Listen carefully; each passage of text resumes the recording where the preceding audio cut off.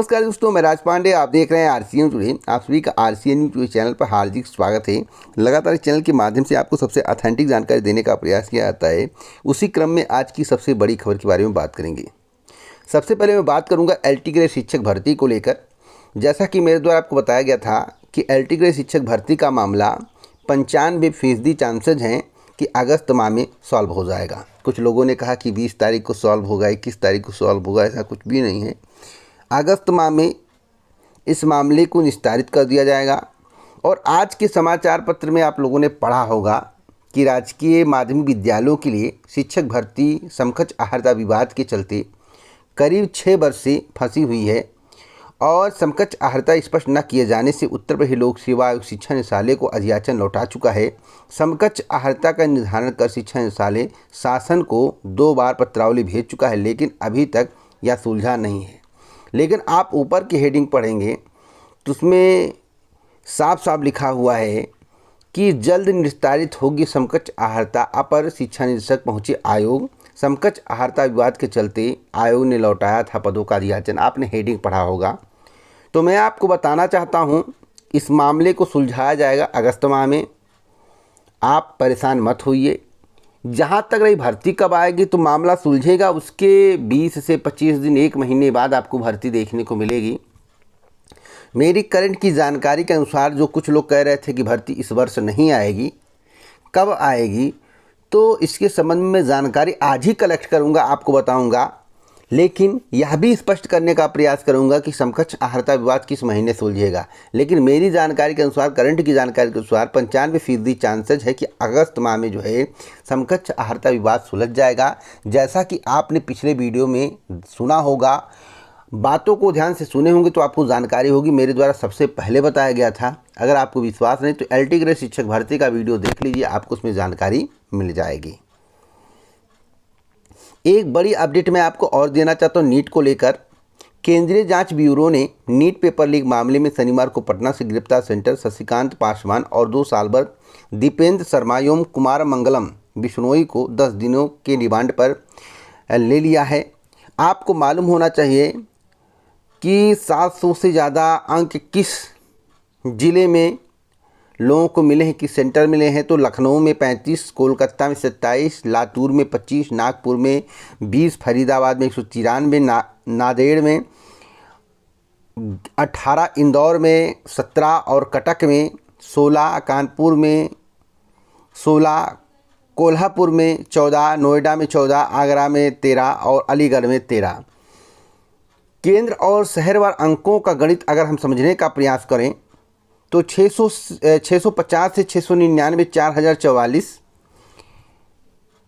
600 से 649 में 4484 और 550 अंक से 599 4563, जो कि डाटा दिया गया है। सुप्रीम कोर्ट की वेबसाइट पर अपलोड जानकारी के अनुसार मुख्य न्यायाधीश डीवाई चंद्रचूड़, न्यायमूर्ति जेबी पारदीवाला और न्यायमूर्ति मनोज मिश्रा की पीठ 40 याचिकाओं पर सुनवाई करेगी। अब देखना होगा कि सुप्रीम कोर्ट इस पर क्या करता है। वैसे मुझे लगता है अगर सही तरीके से सुनवाई हो गई और जज साहब पॉइंट व्यू समझ गए तो गारंटेड इस परीक्षा को उन्हें रद्द करना पड़ेगा, री एग्ज़ाम करवाना पड़ेगा। अब सभी का री एग्ज़ाम होगा या कुछ का री एग्ज़ाम होगा, इसकी जो जानकारी नहीं है, लेकिन री एग्ज़ाम करवाना पड़ेगा, क्योंकि लग रहा है कि अंदर अंदर झोल झाल हुआ है, ऐसा प्रतीत होता है। इसमें कितनी सत्यता है या जाँच का विषय है। अब मैं बात करता हूँ एक नई भर्ती को लेकर।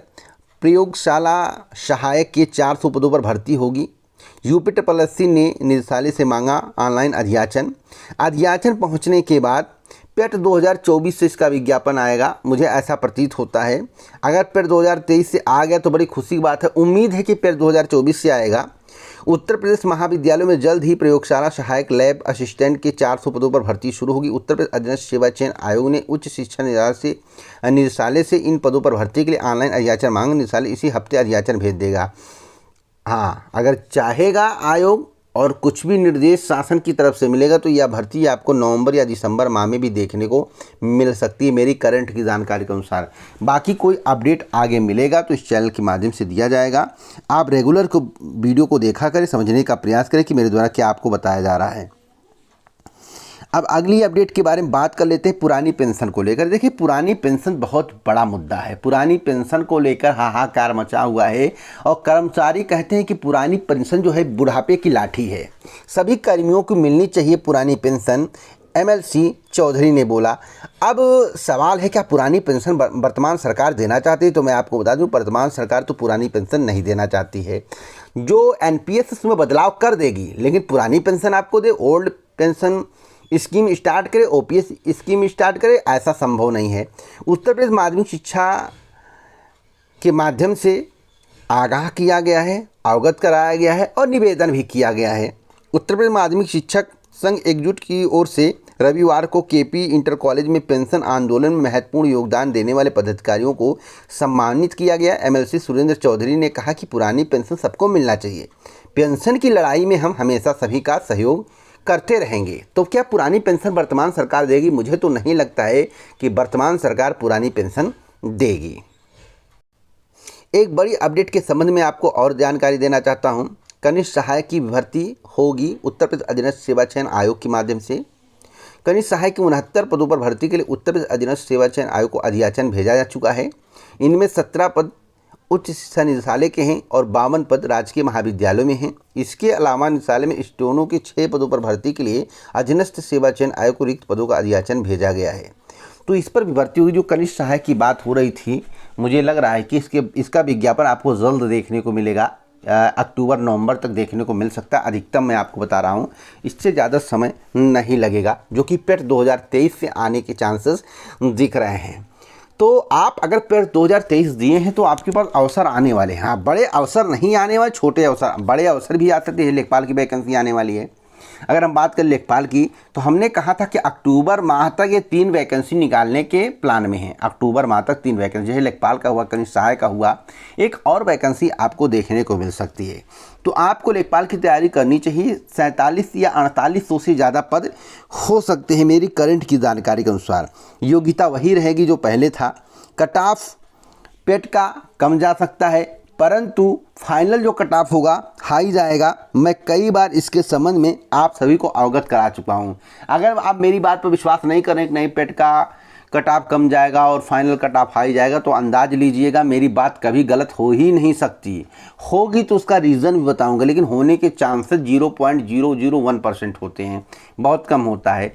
इसलिए आपको पेट की तैयारी 24 वाली करनी चाहिए जो नहीं दिए थे। और जो पेट 2023 में कुछ कम नंबर भी पाए हैं, कुछ कम नंबर पाए पिछले की तुलना में, तो घबराए नहीं। पेट का जो है कट ऑफ कम जाएगा, लेकिन फाइनल कट ऑफ में बता दूं अब भी ज़्यादा जाने के चांसेस हैं।